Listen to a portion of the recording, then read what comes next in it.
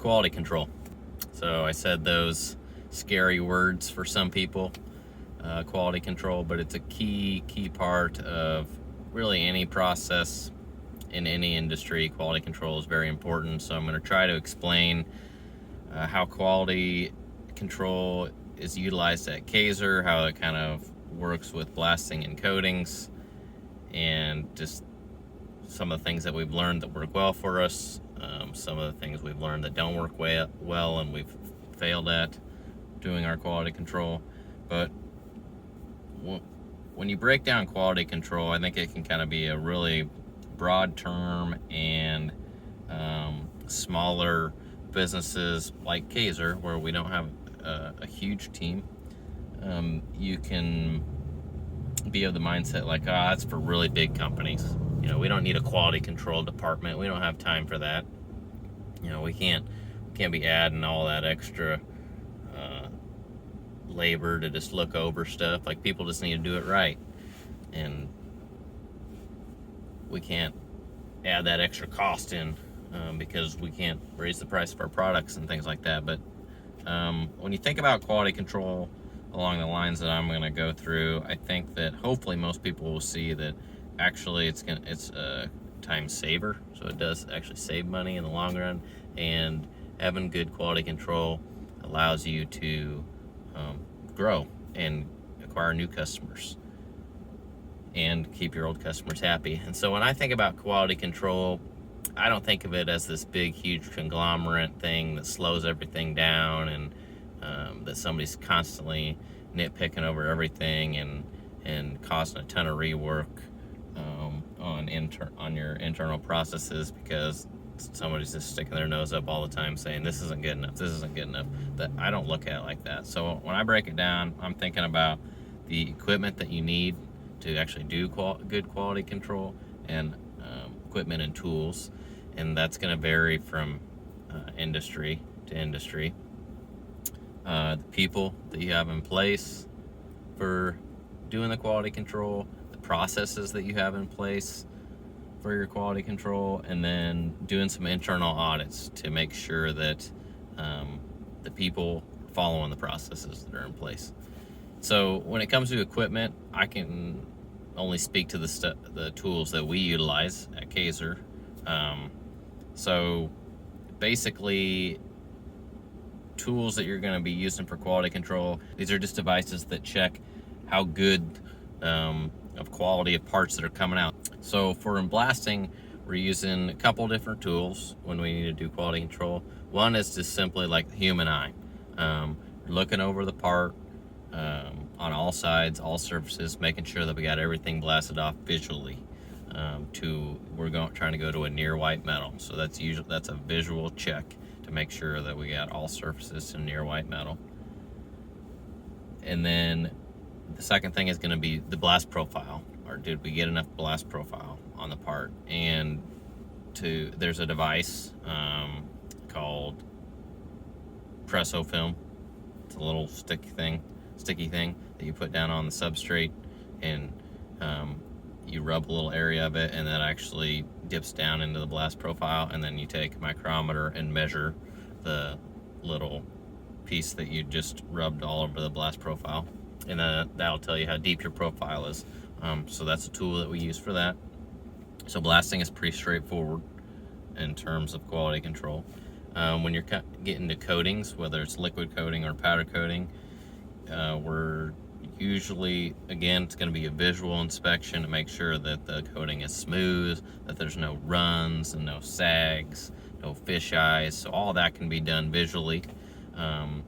If you do find a defect visually, like a fish eye or some bubbling or some pinholing, and you're trying to figure out what caused that, then you can use some magnifying glasses to really look down and try to see what's causing that issue. Sometimes that'll help, sometimes it won't, because it's not magnifying it enough. And then coating thickness is really important. That coating thickness can affect aesthetics, but it really is going to affect the actual protection that the part is getting from the coating. So we're using film thickness gauges for that. In powder coating, we're just using a dry film thickness gauge after it's cured. liquid coating, same thing, but during process, while you're liquid coating, we have wet film gauges that we utilize to make sure we're getting enough film thickness on. And then one of the final tools that we utilize for quality control is just a simple flashlight. We use some specialized ones that are really bright. Some people call them color lights. And we utilize that especially when we're checking over coatings, because we need a really bright light, because we want to see, if you're using a really bright light, you can kind of see through a coating if it's too light, if it wasn't applied thick enough. And then we just need a really good light, so as we're looking it over, we can catch any debris, catch any fish eyes that we see. Utilizing that, manipulating the light and the angle of the light can help us see different orange peels or smoothnesses throughout the part. So we're using a flashlight anytime we're doing a visual inspection. We're using a really good flashlight, so that way you have good lighting, so your eyes can actually see what they need to see. So that kind of covers equipment for us. Like I said, it's going to vary. Like if you're a machine shop, obviously there's a lot of measurement tools they're going to be utilizing to check to make sure that the part is within tolerances and things like that. But those are the tools that we use at Kaiser. They would be very similar for other blasting and coating shops. There are some more sophisticated measurement devices that we can utilize to test coatings, but that's about as far as we go for just regular quality control. So that has to just do with having someone in place that one of their responsibilities is quality control. So at Kaiser, we don't have a specific person that all they do is quality control, because we couldn't make that make sense cost-wise and time-wise. So usually someone that's the shop floor manager and kind of overseeing how things are happening on the floor and jumping in and helping when needed. Usually that person is the one doing the most quality control, looking over all the parts before they get packaged and before they ship out the door. It's important that that person's trained and has a lot of experience. The one thing that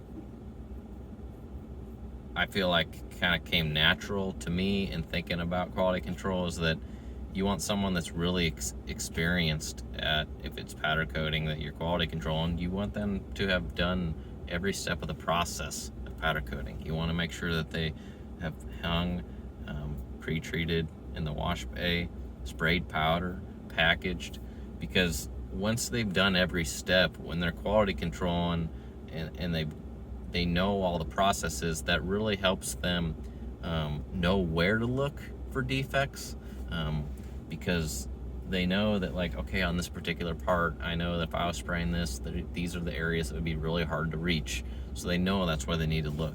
I think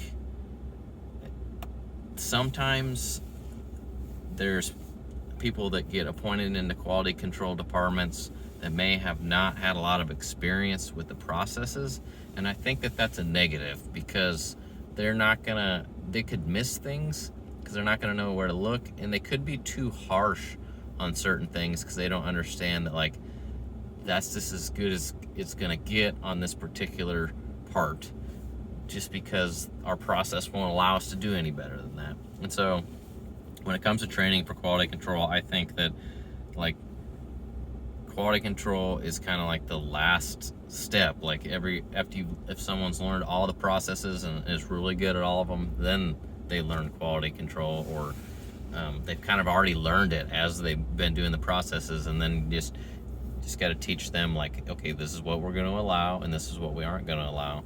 And it's important that is very clearly communicated of what, like, each individual part or project usually is going to have a different specification and a different quality needed. So at Kaiser, on our work orders, we have a line that says quality, and we have a scale, and so that way everybody that's working on the job knows what level of quality the customer is demanding on this project. And so that way everyone knows it throughout the process, but then the person that's doing the quality control knows that if the customer said that they're not too concerned with the quality on this project, that probably means they just wanted it done really cheap. Then the person that's doing the looking over is going to let more stuff go because the customer already said, I don't care about the quality. It can be low. But if the work order says that the quality needs to be perfect, then they're going to be, the person that's doing the quality control is going to be really nitpicky and take their time and look at every little thing. And if there's a little something wrong with it, they're going to tag it for rework. So that kind of goes hand in hand with the processes that you have in place. You just want to make sure that they're written down, they're consistent, that you are trying to use the same type of process all the time. I think the one thing that we struggle with at Kaiser still to this day is when you get in a hurry or you get a big project, for whatever reason, certain parts of the quality control just go out the window. In a hurry, forget about it. It just happens, and parts of it slip through the cracks, and then all of a sudden, somebody looks closer and is like, oh, what's going on here? And then all of a sudden you realize 100 parts have the same issue, and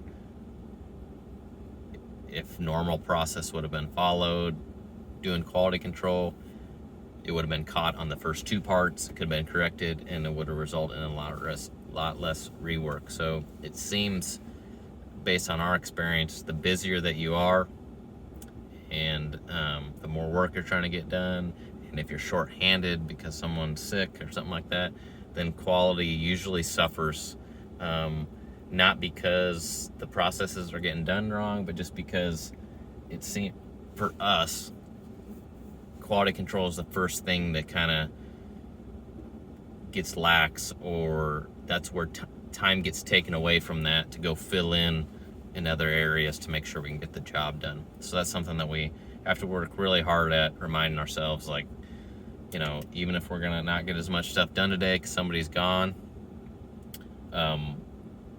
that's probably better than foregoing looking over parts and then having a ton of them bad that we have to redo anyway.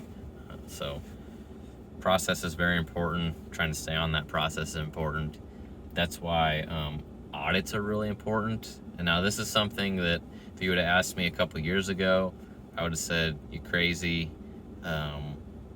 There's no way that anybody has enough time for that. You just need to find better people that don't have to be checked on and looked over. But I've kind of changed my opinion on that, and now I think audits are extremely important. And when I say audit, people probably think like tax audit. That's not what I mean, but I just mean checking over your processes, and it's an internal audit. So for us, it's me checking it over. For another company, it might be someone else, but the person that's auditing the process should not be the one that does it all day, every day, because that doesn't help. You need someone that knows what the process is, helped probably make the initial process, which I do, but I don't utilize the process of quality control every single day. In my mind, I'm thinking that it's getting done according to what we've laid out, written down, trained on, talked about, but because of our good friend entropy that we've talked about a lot, you're always going to deviate from that really nice process that you came up with. It's just going to happen, and it happens slowly but surely. It's nobody's fault. It's not because anybody is being complacent or doing a bad job. It's just over time, if you do the same thing over and over again, you might start letting this little defect slide because, oh, I think that's okay. I think that's okay. And then you let a little more slide, and then this, and then that, and all of a sudden, you thought you were just deviating from the process a little. It's going to be okay on this project, and then you just keep going and going and going. All of a sudden, you're way off in left field, and the quality has dropped significantly. But you don't really realize it as the person doing it every day because it gradually changed on you. Versus somebody that isn't working over there all day, every day, and knows the process well, and then just actually takes a sheet of paper with the process on it, takes the time to analyze what's going on, double checks, is being extremely nitpicky and trying to find, when you're doing an audit, you're trying to find flaws. You're trying to find stuff that's getting done wrong. because that is the point of doing the audit. It's trying to find, what are we doing wrong in our processes? If we're not doing anything wrong, is there anything that we can do to improve? So for like quality control for us, if I'm looking and over a process and like, man, I think we're doing everything according to normal. Like, I really went through everything, and we're doing all the film thickness. I can see they're always using a flashlight. I stood here and watched kind of inconspicuously throughout the day, and I think every single car got looked over. Then I'm going to take it one step further, and I'm going to look over stuff a second time or more often, and try to see if I can find parts and pieces that are coming out that just aren't quite good enough. Or I look at it, I'm like, man, I think it's good, but I think we can do better. And then maybe you can adjust your quality control process and improve your overall quality. Maybe nothing was going wrong. Your process was great, but the audit helps you be like, hey, we're doing everything good. Now let's try to improve. Let's add a layer of difficulty to our quality control process and see if our overall team can meet this new quality standard without much more effort. So I think that's why audits are extremely important. Like I said before, I didn't, if you had asked me a couple years ago, I'd have said, well, that is just a waste of time. Like, hire a different person to do your quality control if they can't follow a process. But entropy is going to take control, and you're going to deviate off. So audits are important. I'm not saying that you're doing an audit every day. I'm probably twice a year is really good. Once a year, I'm definitely getting it done once a year. It probably would be better to do it, ideally, probably for quality, probably once a month. And then other processes. I mean, internal audits are good for anything, really. It just helps make sure that everybody's on the same page and that we're doing everything the way that we need to do it. And sometimes you'll learn some things when you're auditing the process, like, why aren't we following what we set? And then you might realize, like, because that was a bad step of the process. It wasn't helping. It was making everything take longer, and it wasn't giving us any better quality. It was actually causing a ton of rework for really no reason. So you might find stuff that that you've deviated, but it's better now. So those are the things when I think about quality. It's extremely important. If you're listening to this or reading the blog, I don't want you to think that I'm all for having an entire quality department in a small business setting with 3 or 4 people in lab coats and magnifying glasses, and all they do is go around and nitpick the parts, and they're a separate little clique from the technicians on the shop floor, and the technicians cringe when the quality control guys come around because they know they're going to be nitpicky, and the quality control guys have no idea how to actually powder coat or liquid coat or blast parts. So the technicians are just going to roll their eyes and be like, yeah, I know that you want it to be better, but I'm just telling you, it ain't going to happen. That's not what I envision for quality control at all. I think that probably happens at bigger companies, unfortunately. But that is not what I envision at all for small companies. I envision it to be someone that has worked at the company for a while, is experienced in all the areas, has perfected all the areas, and shown that they can do it well themselves. Then it's time to teach them a little bit about quality, teach them what's important, teach them what the customer is specifying and what they're demanding of us, so we can make sure that they know what they have to do to meet the customer's needs. And then just let that person take care of it. Keep it as part of their job. It's a portion of their job. It's not the whole thing. They're still right in the thick of things, so it helps them understand if something's coming out bad. They pretty quickly can dissect that problem and adjust and make it come out better.